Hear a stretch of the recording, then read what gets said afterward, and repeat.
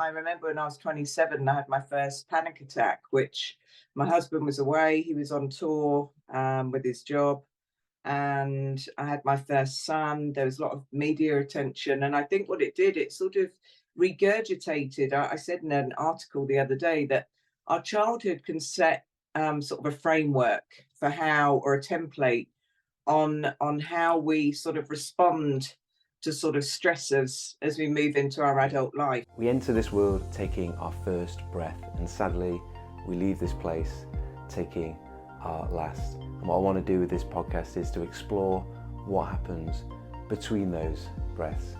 I'm David Jackson, Jacko, and this is the Between Breaths podcast. Welcome back to the Between Breaths podcast. I'm Jacko, and I'm excited to say we have a guest for you today. Very good friend. She's like the mother of the breathing world. Certainly how I see. I had a great chance to meet with her at her house recently, and then we've connected on the podcast. She's got a powerful, and it will be an empowering personal story for you of using breathing to overcome decades of anxiety and panic attacks. And she's doing some amazing work with breathing, with cold exposure, with her own clients, within the corporate market as well. She's a fellow advanced oxygen advantage instructor, and I think you're really gonna love this podcast. Very authentic, very humble, and very honest, and open to being vulnerable with us about that honesty. And I think anyone that has had their own feelings and own issues around stress, around anxiety, you're gonna not only feel, I guess, empowered from this, but some real practical tips and things that are very simple for you to be able to think about, be able to implement. And a very balanced view on how to help and how to manage that and give yourself control back over these things. So very much looking forward to hearing what you think of the podcast with Anna. She was a great person to connect with, and I'd love to hear what you think of the podcast once you've had the chance to listen. So do let us know. Do hit us up on the socials, and whether you're listening on Spotify, listening on iTunes, or wherever it is that you listen to. If you're watching on YouTube, then do let us know. Do subscribe. So we've got a ton of new episodes and exciting guests for you coming up too. So keep an eye out for those. But for now, sit back, relax, and enjoy listening to Anna Gough on the Between Breaths podcast. So Anna Gough, welcome to the Between Breaths podcast. Thank you for sharing some time with us. Thank you for having me. Yeah.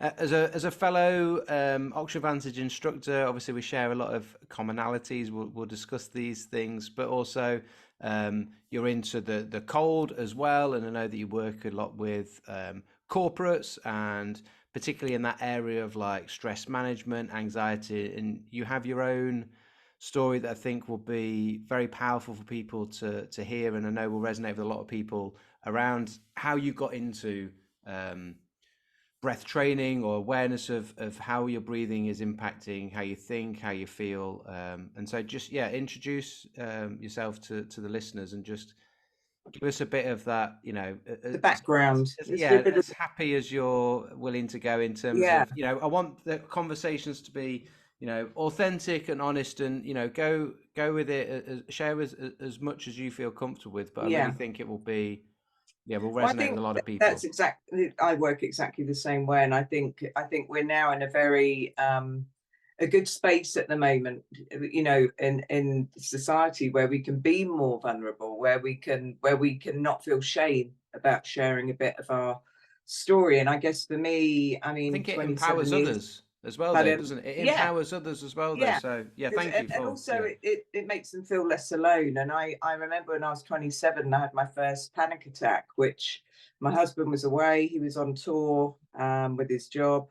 and I had my first son. There was a lot of media attention, and I think what it did, it sort of regurgitated. I said in an article the other day that our childhood can set sort of a framework for how, or a template on how we sort of respond to sort of stressors as we move into our Yeah. adult life. And I think for me as a child, there was, quite a bit of chaos going on. It was a bit unsettled. Love my parents dearly. I know they love me, so this isn't a poor me thing. But there was a lot of there was no sort of security. So I took the role on of being sort of carer, sorter, organizer, very intuitive as a young child. And then when I had my own children, that and the fact I was sort of on my own, it sort of opened up a bit of a Pandora's box for me, because it's almost like it unlocked things that I'd probably just blocked away, because I was very much hands-on mum, you know,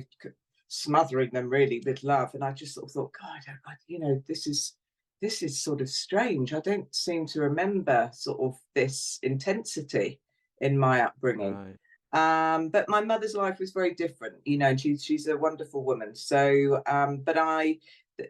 they did their best. But for Mm. me, it sort of imploded at about 27. I spent many, many years trying to understand that when I was anxious, when people suffer with anxiety, what happens is it becomes a very vicious loop. And at the Yeah. time, there was no specialist saying to me it was to do, yes, of course, there are these external factors, but actually the symptoms in your body are being ignited by how you're breathing. So Right. serious hyperventilation. So, and I think a lot of people get confused when they hear that word hyperventilation, because they think Yeah. you've got to be literally looking like that and have your brown paper bag out. I'm talking, no, just in a constant state. I mean, probably goodness knows what my respiratory rate was, but it Yeah. was, and with the panic attacks on top of that.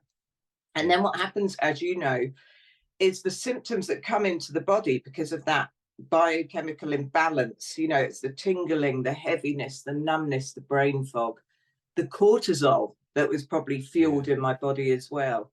And I think a lot of people can really relate to that feeling, especially, if they're burning the candle at both ends, whether it be through work or emotional stuff. Yeah. If you're feeling those sort of intense feelings, Yeah. that's what I try and sort of talk to people about. Just observe how you're breathing. Just spend a few Yeah. moments just to see. Because with me, I spent years, Jacko, Yeah. trying to find these answers, and I went through every bloody avenue. I did medical, Yeah. psychiatric, counseling, very intense, immersive retreats, and nothing was really, it was helping, but it wasn't really getting to the root. And Yeah. the root was, if someone would have said to me, and I said this a few times, Yeah. Anna, let's slow down your breathing. Let's observe how you're breathing and just see if we can gain a bit more control over your state at the moment. We'll be able to change your inner landscape a little bit, Mm. which will then in turn make you be able to react, or, not be so reactive and sensitive to the external.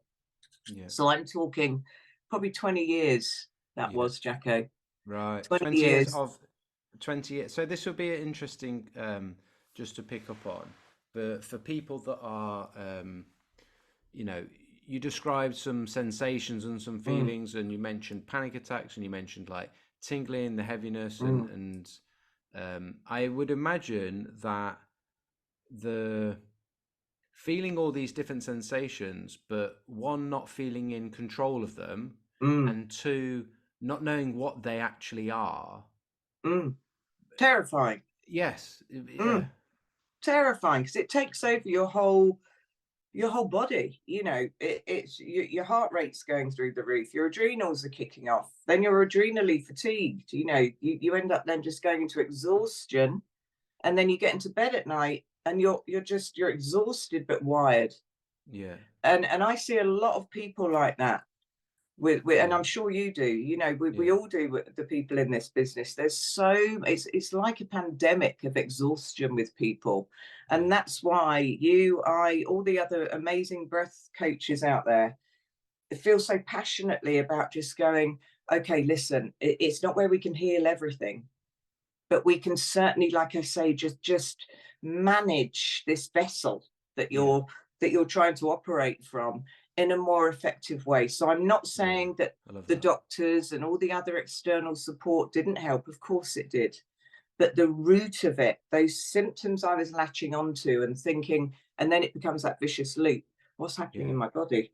And then you Yeah. can't get out of your head because you're latching onto all the Yeah. symptoms. Yeah. You Yeah. you're not breaking the cycle. Yeah. I love So what. Yeah. that's for me the way you can break the cycle is by just slowing everything down. Yeah. I love the what you said there about like it might, we're not saying that breathing is the cure all for all things and that's the Mm-mm. only thing people need to look at, but that it's a great starting point. And you described the body, you said like look after this vessel, and you mentioned earlier around that heightened level, and probably at the time not aware of how fast your breathing was, because you said, well, No. I wouldn't even know what it was, but now knowing that actually that faster breathing rate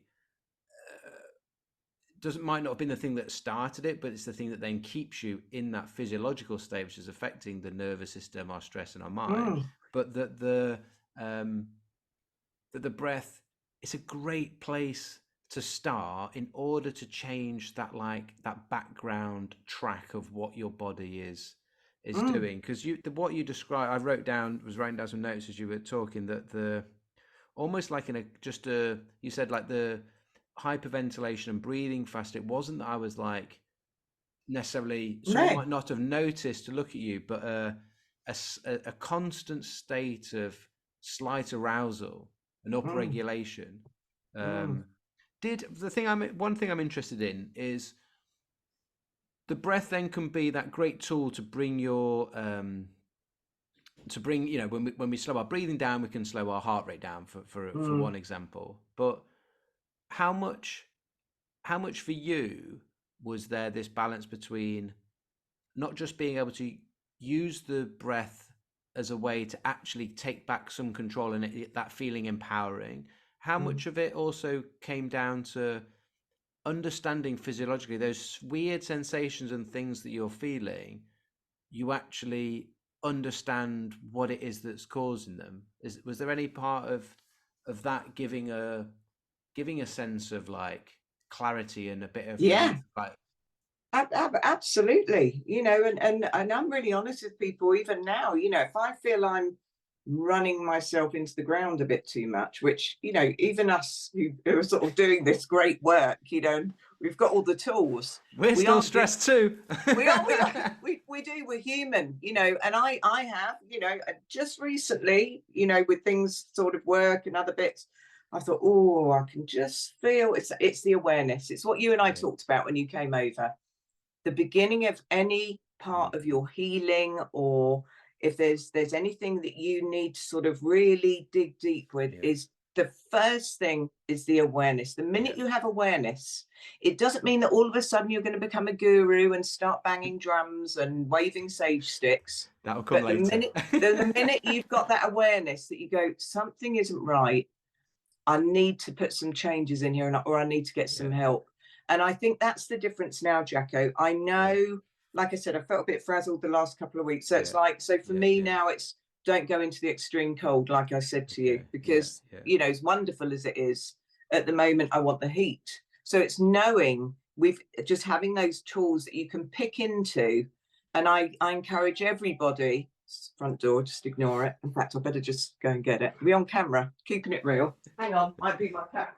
I'll turn off pause. And So I think, for me, it's really important, when we move into the breath, it's that to me is the foundations. That to me is the roots of the tree. So yeah. we're the tree, and then the trunk is made up of the roots is our breath. That is how we're feeding our body. And then the trunk is made up of all those other little elements that we've got in our toolbox. So eating well, getting your sleep. Sleep is massive. If my Mm. sleep goes, and Patrick talked a lot about that over the weekend. That's huge for people. So bringing good sleep, sort of practices, preparations. But for me, if you can have all of those things, you can think you're as fit as a fiddle, But if Yeah. your breath, if you're still firing on all cylinders in your job throughout your day, if you've got emotional stresses going on, if your breathing is just out of kilter for a period of time, you know as well as I do, people are going to start eventually feeling the strain of that on their body and their mind. Yeah. They are, Yeah. you know. Well, you mentioned the cold there. I'll come on to that in a second. Um, there was something that and once we've covered sort of all bases, I think it'll be really nice to come back to for the listeners to some real practical things. We don't necessarily need to cover that now, but once we've gone round and covered all the bases, some real simple practical things that you use for yourself with your Mm. clients to help with people. But there's something I always think is interesting, and it certainly has been for me. You know, 10 years ago, I had a brain injury and I needed breathing to help with that recovery, and I wasn't interested in it. I had a physio tell me my diaphragm was horrendous, my breathing was terrible, and I just ignored it. Um, Mm. I I couldn't sit down long enough to do a breathing meditation because I just couldn't just sit still. The mind was racing.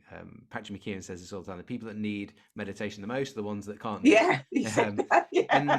And you said something really nice there. That you said, look, on a practical level, just because you're going to bring your awareness to your breathing a little bit, you don't have to turn into a guru. You don't have to be banging the drums and waving the sage. Yeah. But what I've personally found is like, um, I've got a big poncho that looks like The famous poncho. a picnic blanket, and I think Darren wants one of them. Yeah. there's Let him. I almost love nothing more now than sitting still and doing nothing. Mm, And mm, not to say that but there is this there's been this journey that I found. I'm interested to when we speak to other people on the podcast to how much how much for you on a practical level did it start to look like? For me, it was very much like, oh, the science from the Oxford Vantage. I'm going to do my nasal breathing when I'm walking, and I'm going to do the very regimented things that felt like exercises, and I stayed away from any of the sort of like meditative side of it, and mm, I basically couldn't do breathing like sat still. I had to mm, be mm. moving and what have you. Um, how much, yeah, what did it look like practically for you at the start, and then where's it gone to, where's it at for you? Do you love, I want to learn to play the guitar and get a drum so I can do all of that, but I can't. I'm zero Yeah, musical can you ability do wise. that? Yeah, for our little gathering in April, That's what that'd be fab. it's my Yeah, one of my goals for the year is to learn how to play the guitar, you'd but be our yeah. little Wim Hof. Yeah. So for me, it started off doing pranayama breath work. So I sort of trained in that first of all. But I've been doing sort of throughout these years, I've been doing lots. I'm like you, I can't just sit and stare at a candle. And my brain's too active. Yeah. It's just, Just come back to the pranayama yeah, for me as much as everyone else listening. People will hear that and go, "Oh, pranayama," and then go, "I think I normally hear the concepts of pranayama in yoga." Like, what does that? What it is. You've said. What does that actually mean to the average listener who's going like, "I don't yeah. really So know what that pranayama is means." like this. It's sort of, yeah, it's very much linked to the sort of yogic world. It's been hit. People have been practicing it for thousands of years. So this is why when people go, breath work is the latest fad. No, it's not. This is what we've been doing for thousands of years. We've just become disconnected because of technology, phones, mobiles, TVs. So this is just moving. For me, I found that very useful because I would use that with visualization. So if I have somebody sort of talking through the breath practice, that works much better for me. How did it look? I'm either seated, laying down, either doing sort of energized ones, very different to the oxygen advantage, very, very different. And I qualified in that maybe, I think, about 3 years ago. But actually, when I look back, when I gave birth to my first son 28 years ago, I remember when I was giving birth, I thought there's two ways I can go here because I'm terrified. Yeah, I can slow my breath down. So didn't know anything about breath work. yeah, I can slow my breath down and control myself, or I can lose my shit, excuse my French, like the woman next door who's screaming her head off, and I'm going to lose control. So I took the first option. So, and I had a very sort of Yeah. thank goodness, a very good labour, because it's just controlling the state. So it was sort of in there. The pranayama for me, I felt, is nice in certain scenarios. And then I came across the brilliant oxygen advantage, and I feel, for me, that is more effective, if I'm being honest. I think it's very different. I think it appeals to a different audience at the moment. I don't think that's going to go on forever. I think it's really it's excelling, and I think the more Yeah. we can keep spouting off about its brilliance, the better. And I think for me, and especially having that sort of top up with Patrick, it's like, God, I mean, this is just, everybody should be bringing this into their Yeah. day every day. Yes, it's much more methodical.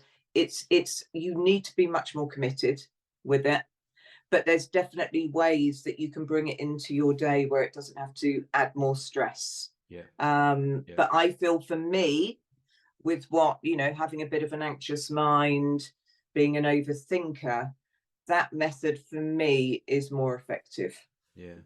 I than think that, the other. The other's good for when I just probably want to have a little snooze and, chill yeah. out a bit.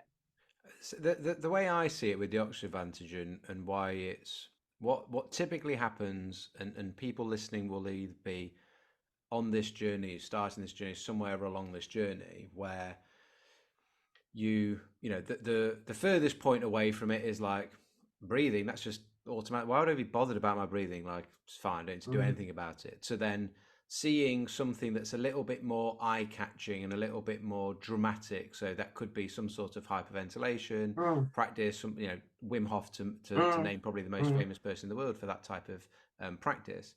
And then eventually get to the point of going like, well, hold on, what's actually going on with this? I want to Mm. add, I can feel loads of stuff going on, but I'd like to understand it a bit more. And that's where, for me, with the Oxford Advantages, it's so, because it's based on like the scientific principles of how our breathing Yeah. influences our physiology.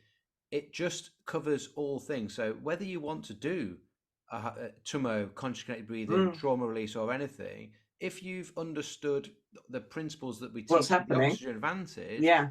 it just allows you to either do the other type of breathing exercise even better, or just appreciate it, understand it. Yeah. And now, importantly, you make a very, very good point of going, understanding what's it doing to my physiology, what's it doing to my nervous system, my gas exchanges, so I can choose, oh, today's not a good day for me to do this type of breathing. I'm going to Yeah. do this type. So for me, the Oxygen Advantage isn't a method, it's the principles that any method can be based upon. Yeah. And I Yeah. think that's where Exactly. that's why people are gravitating towards it. And that's where, as you Yeah. say, it's not a fad that's going away, because everyone's going to carry on breathing until we take our last breath, as we say. Yeah. And therefore understanding what it's doing to your body, Yeah. rather than, yeah, so that and that's why I love But teaching it, but that is, it's the science, and then you've got, your little gadgets where you can sort of test people, your yeah, pulsometers, and we did all that on the weekend, and I love that. So that's what I mean. People want to see it, and with this you can see it, you can feel it, yeah, but then you've got someone describing exactly what's happening in the body. Now, I found with the sort of pranayama, I mean, look, I'm not knocking it, I love it and I do teach it, but you don't go that deep with it. So mm, with this, I love it. And people want facts, people want results, people want science now. And this is a method, not method, go back on that. This is a practice, or this set of practices that we're bringing into our day with this amazing, what Patrick's created. it's a framework of principles, is how I describe it. It just gives people a better understanding, I think, than any other breath practice. So, for example, what you were saying a minute ago, on certain days, we are going to sort of pick in. I always like to do breathe light every day, and do short breath holds. So those for me are really good to just sort Mm, of get me going. But then this morning I thought, oh, I need that just a little bit of an extra kick. So I did a few rounds of Wim Hof breathing. But then how do I finish that? I'll then move back into doing a bit of breathe light, just to mm, bring my body just back down just a little bit. Because I think a lot of people are doing a lot of this Wim Hof breathing, which again, I'm not knocking, but they're getting their bodies super excited, and then they're not bringing their systems down, and then they're flying on with their stressful days. So there's no balance going on here. Yeah, They're staying up in that sort of heightened state that the Wim Hof, can take you into, which again is brilliant some days. To me, yeah. this morning it was fabulous. Yeah, But there's a really important point on the. This is fresh in my mind because literally I'm teaching the online certification at the moment, and we did this mm, last week. So where we look at what's going on. So you're that arousal you're talking about, nervous system balance, but equally with the balance of the carbon dioxide within the body. Each round of Wim Hof or over breathing that we do, 1 minute of hyperventilation affects the respiratory center. And then what they've seen in studies on doing hyperventilation mm, practices like the Wim Hof method is that each round you go through, even once you've done the breath retention, the breath hold after the 30 hyperventilation breaths, mm, CO2 levels don't go back up to the mm, original levels you started at. So by the end of 3 rounds, mm, CO2 levels are diminished. So an important point that you make around finishing with some breathing light is not only restoring that mm. physiological balance in terms of the Balance. nervous system, it's actually allowing to CO2 levels. You want to feel some natural air hunger build back up Mm. so that you're not diminishing your body's relationship or sensitivity to carbon dioxide. Yeah, That's a really yeah. really big Yeah, point. so I always do that, and I do the same when I put people into the cold. Put people into the cold sounds awful, doesn't it?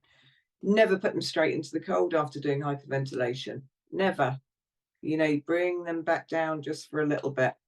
Just let them get some regulation back into the body. Slow everything down just a little bit. So, and that's why I love this so much. And it's about empowering people and helping them realize that there's so much that they have within themselves. Like I said, we can't change our external what's going on, but we can manage ourselves, a lot better Yeah, than sometimes, we do. yeah, and the breath can be Mm. that great tool to manage Or that as, inner as vessel. Patrick said, it's our anchor. And I think Mm. that's a great word. It does it. It can anchor us down. It can just bring some ease into the mind and the body. Definitely. Yeah. You let's not necessarily switch gears because I like the gear that we're in, but the if we are in a gear, the you mentioned there the cold, Mm, and the cold is a challenge. The cold is a thermal, a heat stress. mm, And you mentioned there around, you don't, the hyperventilation before going straight in isn't a good idea. Just talk to us a bit about firstly what you've personally experienced with the cold, yeah. has potentially scared of it, or did you not like it and still don't like it, but just force yourself to whatever that, what's that what relation, that's about quick. What relationship do you have with the cold? And then, I'm interested, what's the process that you, just go a little bit more into Yeah, why sort you of like don't do the hyperventilation. yeah, yeah. So well, for me, it's like the biggest teacher for me Mm, because, and again, you can't go into the cold if you're not breathing properly. So we're moving back to the breath. It's taught me how strong my body really is. It's mm, given me confidence. More importantly, it helps me become present. So you can't let your mind wander when you're sat in a tank of any temperature that's below 14 is going to bite you a little bit. So it doesn't have to be a bucket of ice. yeah, And I think people get a bit sort of tied up on that. And I think that can tip you over the edge and make you feel worse. yeah, So for me, yes, it's given me sort of more resilience. It brings me into the present moment. It helps me when I'm moving through my day and I can feel a trigger coming. And I think I right, don't get so much get fear anymore with going into the cold. So, but in the beginning, when I was feeling the fear, it was very good for me managing throughout my day. If I was feeling a bit anxious about something, just go, no, no, no, remember what you did this morning. Remember how you controlled yourself going into that tank. So, and I think that's just sort of in there now. It's not something I'm conscious of. It's an awareness I have. And then the sort of the process that I say to people with any of this, and I was going to do a reel on this, is with when you're going into the cold, the fundamentals are, you know, mindset is the first thing, because if people are rocking up, they're like, no, load of, if their mindset is just jump. So it's getting people sort of, or getting yourself into the mindset, preparation. So do your own preparation, and I guide people with that anyway. But do your own research on it. So you're coming in sort of, knowing a little bit, and empower yourself. Preparation with me beforehand. So we do some, so probably not quite such as, so powerful as the Wim Hof, but it's very similar. I did it, with you when you stayed. So it's just a few rounds of just, a little bit of hyperventilation, some breath holding, and then just a few moments to just do some nasal breathing, slow everything down. Just so, because you imagine if you put people into hyperventilation and then they stand up and they're all lightheaded, and their bodies are sort of just feeling like they're out of themselves, and then you plunge them into cold water, that's not good. Mm. You just don't do that. You've got to get some, so I give a few minutes just to get them sort of back into balance, slow things down, and then it's moving into the cold. But the biggest part of it is not only how they're breathing when they're in the cold. So again, it's slowing everything down even more, keeping everything, sending signals to the brain that you're safe. So even when that cold is biting at your skin receptors, going, ouch, ouch, ouch, you're telling your brain I'm safe, because you're controlling your response with your breath. So, and you can change that very quickly, because I have different responses. You get people who go in and they just look like pros, and then you get other people who come in there as soon as Yeah. they get in. So Yeah. within seconds, and it is within seconds, if you just get down by their side and just go, breathe with me, follow my breath, literally almost cheek to cheek. Yeah. Within seconds, it's almost like their bodies, that's incredible to see, actually. Their bodies just go, I'm surrendering. And I think that's a great gift for us in Yeah. life. If we Rather than keep fighting it. fighting difficult emotions, if we keep fighting just things that are making us not feel like we're, firing on all cylinders, the more we're going resisting it and not just going, right, I feel like this at the moment, so I'm going to surrender into it and just breathe. But then the biggest bit of it is the warm up afterwards. Okay. And I think, for me, it's spending, a good 10 minutes afterwards. And it's not where you've got to charge up and down the garden and, do jumping jacks and, jump squats. It's just getting your wets off, getting yourself dry, doing some gentle movement, horse stance, and then getting a nice warm drink inside you. And just, again, just bringing the body back. And why do we need to do that? Because I think it's like up to 45 minutes afterwards, your core is still chilling, literally. So for people who don't spend that time warming up, they're very susceptible to the after drop. And that's not nice, because I've done it. I've been there. And I thought, no, I'm fine. I've done loads of this. And I thought, oh, God, I've got to get to a session somewhere. Had a quick shower, chucked my clothes on. And then within hours, it wasn't that my skin felt cold. It's like my internal self was shaking. The first time I did cold water in a lake a couple of years ago, I felt amazing afterwards. I got out, and then it was like October, so it wasn't that cold. It was probably like about 10 degrees. I don't know. Well, it Yeah. wasn't that cold, but it felt cold. I mean, maybe it was a bit less than 10, but it wasn't low at all in the grand scheme of things. But anything less than 15 degrees is Yeah. deemed cold Yeah. water, and it took me the whole day to warm. I was cold all day and Yeah. found it. Yeah, I didn't do a great job of initially doing that warm up, Yeah. and And found it and like what the that's hard way. doing is that's stressing you for Yeah, that whole period. yeah, yeah, Your body, your adrenals, cortisol, that is continually stressing you, because you're fighting to warm yourself up. yeah. Well, So, do you know what I did yeah. all day? My neck and my shoulders were sore because Mm, all day I was like yeah. tense because I felt cold, and then my breathing was just all. I mean, I'm over exaggerating it, but my shoulders were elevated. I was in that sort of flexion pattern, and my breathing was Yeah. compromised all day, and then I had like a bit of a sore neck and tight Yeah. shoulders. Yeah. Um, Yeah. It is. It's really, really important, that bit. You've got to get yourself warmed up, and, got to get your yeah, body back into normal temperature. yeah. No, I think there's just sharing a little bit of when we've done cold water as part of some of the rooted life events that we do, and we did one at the weekend. you know, we do a breath session where I explain a lot of the principles around like just breathing mechanics and general good Yeah. levels of breathing, etc. And then um, go through a process of how do you use, as you mentioned there, like use your breath to control your inner state and control your stress response, your reaction to the cold. And so Mm, literally like teach that process. mm, You also mentioned just do it in a, I guess it's just in a slightly different way. So it's interesting just to uh, yeah, to just to share different thoughts on it. But mm, the mindset you said is really important. And mm, I would do I love to do a down regulation practice, so a breathing light practice effectively. mm, Down reg, get into that like really nice down regulated state, really nice and clear and calm.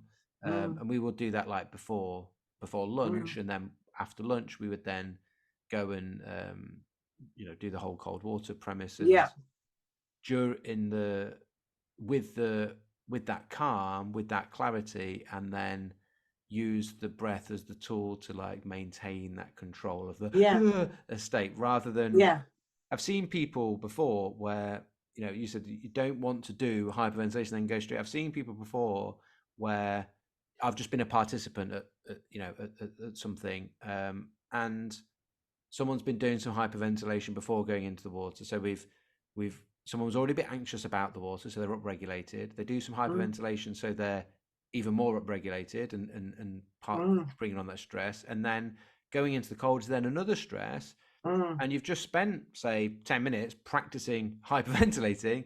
And Yeah, so then what happens when their body's then stressed because of the cold? They start hyperventilating even more, and it's a very yeah, difficult cycle to then get out of. And so yeah, I think it's really important to point out those things, that people don't get confused about mixing certain methods up. And actually, this is where it yeah, comes back to understanding the reason why we're doing something. Like, why are you doing what you're doing, and to the extreme of going, well, the cold stresses me. And when I met you the other week at your place, you were like, I haven't been in the cold for a week because I'm feeling a bit under the weather, got all these other yeah. stresses that I can't control. I'm going to control. I love going into the cold, but right now it's just not the stress that I need. No, Whereas I think because people don't wouldn't yeah, people would probably think, oh, I see Anna doing the cold. I bet when she's, I remember when I had COVID, and I'm happy to say that I'm wrong, but when I had COVID, I had a few messages from people going, oh, did you carry on doing the cold, and no, did you do the Wim Hof? And I was like, it's the last thing my body felt like yeah, my body wanted. And I've written a blog about it on the Pro Breathwork website, where just yeah, and I'm not saying that I'm right, but it just didn't feel like the stress my body was under trying to fight this thing, that it needed that extra stress. I may be wrong, but it rationally seems to make sense to me, of like, when I'm under a lot of stress, and that could just be mm, stress from work or stress from other yeah, things. And I think that's important to. I love that message from you. Like, ask yourself that question, have that conversation. Do I need this extra stress, or do I need a down regulation? Do I yeah, need something that's more parasympathetic promoting? And yeah. have that conversation with yourself, and don't just do something because you've watched someone else do it on Or you're YouTube looking or at someone Instagram or else and, whatever. going, oh, she must be doing, I'm being authentic and honest by going, no, right now I need heat. Yeah, So I go and sit in the heat and do my breathe light while I'm in the sort, yeah, just calming everything needs calming, but I adore the cold. I miss it. But right now my body, it just needs a little bit of a break from it. And I think that's a very important message for people yeah, to understand. If you've got a little bit of burnout, or you're a bit, you're overstressed, if you're not sleeping, it probably isn't conducive to be plunging yourself into ice 5 or 6 times a week. It isn't. mm, Find other methods. yeah, So that's why it's good to have your toolbox, yeah, your well-being toolbox. yeah, yeah. And there's a lot of things in life that stress us and upregulate us, and often people's toolbox, they don't have as many selection of the down regulation, and that's where Yeah, I mean going for that's why. being in nature, going for a walk, the Yeah, down regulation breathing. There's they showed, just looking at a photograph of a nice wide landscape, it's not as good as being in the nice wide landscape, but yeah, even that has been shown to be Yeah. helping activate the parasympathetic nervous system. The So thing is that, we're driven by adrenaline a lot of the time, and that's why people, they see more of a thrill with the mm, hyperventilation work. They just get fixed on it, and it can be quite addictive. mm, But do your mm, research, yeah, and just make sure that you're using it at the right times, because I've had quite a few people, especially when they're mixing that with the cold and they've got sort of quite a lot of external stress going on or emotional stuff going on. They're like, I'm feeling really exhausted, but I'm doing these practices, and I'm like, this is your message, just stop. yeah, Because you're tipping everything over. Your adrenals are being stimulated too much. yeah, So it's finding it's super effective, but it's using it at balance, yeah. not force. Everything in You balance. know. Yeah, love that. Um, let's then sort of finish and round things up by giving some some practical or helpful advice or Anna's top tips of without being too cheesy. But the two things that I thought would be nice. You mentioned the importance around awareness and how that awareness of your own breathing being such a key thing for managing that anxiety in the first instance and the starting point of that. What what can people do, or what do you find most effective? Like, because it can be actually quite hard at first for people. They're like, "What? So I'm supposed to be thinking about my breathing all day, every day?" Like, what's your best way for people to to change that level of awareness, and what does that look like? Well, I mean, you're the you're always talking about it, Jacko. It's the nose, isn't it? Where are you breathing? When you're I find that if I'm a bit anxious, when I'm talking, my mouth's getting dry. Mm, Now, if my nervous system isn't excited, when I'm talking, my mouth won't go dry. yeah, But when I'm overstimulated, I think, yeah, I can feel, yeah, even when I'm talking, my mouth might not have any saliva in, I'm having to swallow a bit. So to me, I just say to people, how are you breathing when you're not talking and eating? Let's keep it simple. yeah, How are you nice, breathing? Is your mouth dry? Do your lips sort of dry up? Are you, like Patrick said on the weekend, people who use lip soles because their lips are drying up? So it's yeah, just keeping it really, really simple for people. When you go for a walk, try and walk with your mouth closed and just slow down the pace if you need to.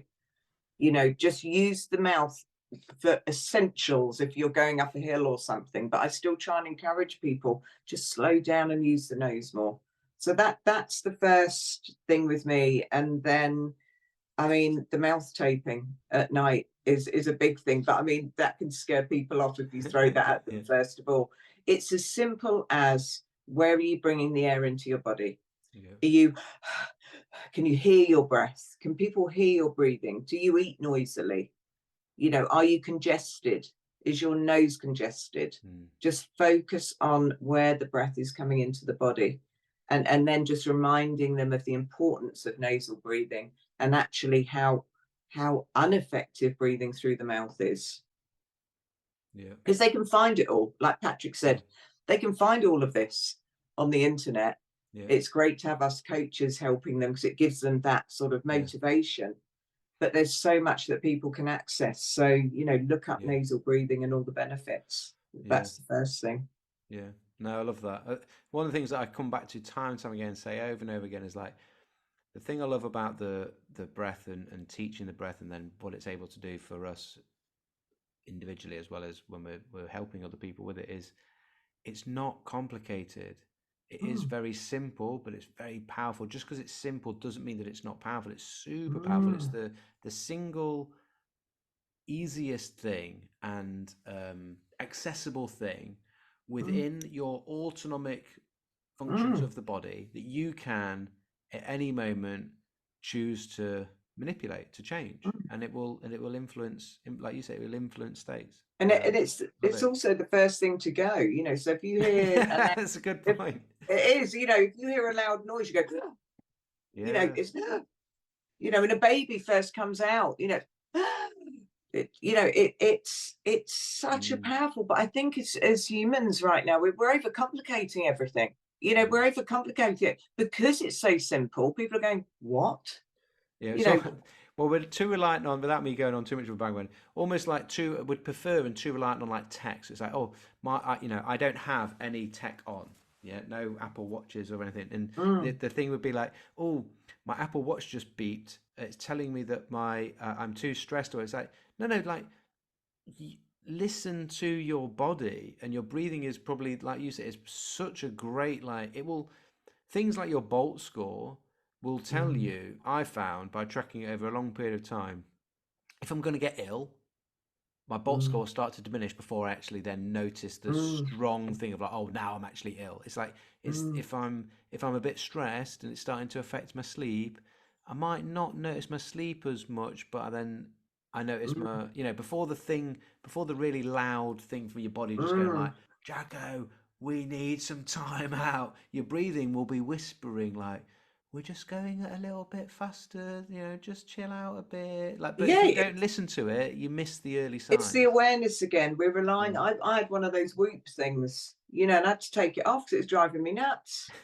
Because it was like you're looking at your stats and going, oh my God, my HRV was down to 35. And I thought, oh my God, no, I'm not looking at that. And then it goes back up, and I thought, and plus, I don't really want technology strapped all over me. I want to try and get rid of it as much as I can. Yeah, So yeah, to me, it's going back to your sort of going into the sort of fundamentals. It's focused on how the air's coming in on your body first of all.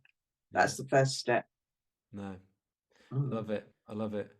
And gradually becoming more hippie, less getting rid of the technology. We talked when I came to your place. We talked about just go and live in the woods. Like that's the. I would. That's I'd walk the... up and down my garden in the mud. My husband's going, "You're going to get filthy," and I went, "Brilliant."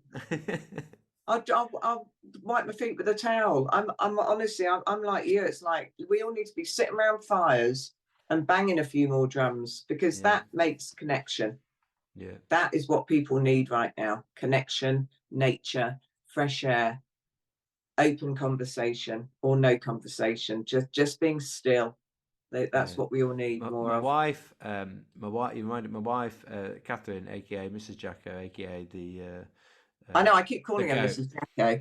She reminded, well, did she remind? I think maybe, but she said it just hit me. Like I don't know what your husband's like or what you're like with your husband in terms of Catherine will have to say things to me about a million times before I'll actually like hear it. In Yeah, terms that's of like exactly even the just same. like good info, and she'll be like, "I've told you that." I'll be like, "Oh, that was brilliant." She'll be like, "I've said that to you a million times." Anyway, at the start and the introduction to the Rooted Live session, connection experience we did at the weekend, she was talking about that connection, but community, and saying that there's like when they study the sort of blue zones of the world where they're looking at people not just living for longer, but living Yeah, better for longer. So into their 90s, into the hundreds, but not just being alive, literally like living well into those. yeah, The common denominator is community. And so yeah, there's some people that will suggest that like the most important thing for your health is not what food you eat, not what blah blah blah blah blah, is actually how well connected are you into like a loving, supporting community around you. And I think that I know we probably haven't really talked about that necessarily on so far on the podcast, but I think it's a lovely message to finish on for people. yeah. No, I agree with you. I agree with you. It's very, very important. And, that's why we have our little gathers, our Yeah, little retreat gathers, because, we need our down regulating as well. yeah, yeah. Well, tell So, people, yeah. To how can people, connect with you if they want to work with you? Where should they find you? so they Websites, can, Instagrams. Instagram is at Anna Marie Gough. So ANNAMARIE.gough. And then my website is www.annamgough.com. Cool. We'll I'm make on sure. Facebook, but I'm trying to just stay off as much social media as possible. So Yeah. it's like just spread the love because I don't want to be on social media. Yeah, I will put we'll put links in the show notes for all those so people can click through. And so yeah, I just encourage people if you don't follow Anna's work and you want to connect with her, then make sure give her a follow. Look at what she's up to. She's doing fantastic work and yeah, has been Oh, thanks, Jacko. yeah, no, you're a As are you. huge support within, not just to people that need that support in terms of the clients and people that you work with, but equally that support. of other coaches doing the work. And so yeah, we're all Well, I eternally learn, grateful to you. I think we all need each other as well, which sounds a bit cheesy, but No. we learn different bits from each other. We all work differently, but we're all doing our own bits of goodness. But I think it's really important that we all look after ourselves. And I love to bring people together. Yeah. So yeah, hence we've got our little fire gig coming up in April. So yeah, bring your guitar. Yeah, we'll do. I'll play my I recorder. need to learn how to play it. Um, yeah. But thanks for having me on, Jacko. No, thanks so much. Yeah, and take care. Take Yeah. care, everybody. So there we have Anna Gough on the Between Breaths podcast. I hope you found it as insightful as I did. Some real nice practical tips and things that you can take away that are so simple. I love the piece around awareness and using awareness as your tool to gain control of how you are responding during stress, but also being able to use it as a tool to help you understand where your levels of stress and anxiety are within the body, and then also that wide lens approach on going like things like cold water are great. Things like the hyperventilation practices that she practices as part of a rounded approach to breathwork and health and well-being are all great things. But understanding, love that message of understanding what is it doing to your physiology so that you can choose to understand when and where you're going to use those different tools. And yeah, not just using stressors all the time, understanding and appreciating how you can use those down regulators as well. I think that's it's hugely important as breath work and as breath training, and all these different like holistic tools become more and more popular and more mainstream, which is amazing. But helping and ensuring that people know what it is that they're doing and why they should be doing it, and then allowing them to understand the context of when it is best to use it, most appropriate and most beneficial to them. And it circles all the way back to that awareness piece you talked about at the beginning of going, you need to be aware of your current state of arousal, of stress or anxiety, of how the body is doing, how is your nervous system right near here, right now, to in order to be able to make a good decision for your health and well-being, whether that's physical and mental or spiritual well-being. So it does start with that awareness piece. And yeah, thank you to Anna for taking time to be on the podcast and sharing that wisdom with us. And I hope you have enjoyed the podcast yourself as well.